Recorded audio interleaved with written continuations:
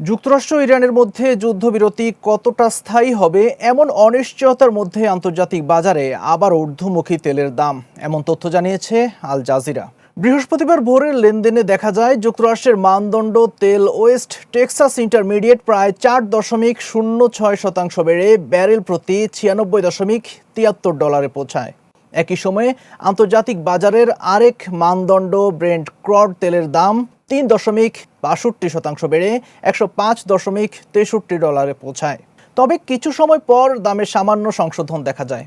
বিশ্লেষকদের মতে হরমুজ প্রণালী ঘিরে অনিশ্চয়তা এবং যুক্তরাষ্ট্রের নৌ অবরোধ অব্যাহত থাকায় ইরান প্রণালীটি খুলে দিচ্ছে না, ফলে বৈশ্বিক জ্বালানি বাজারে উদ্বেগ তৈরি হয়েছে।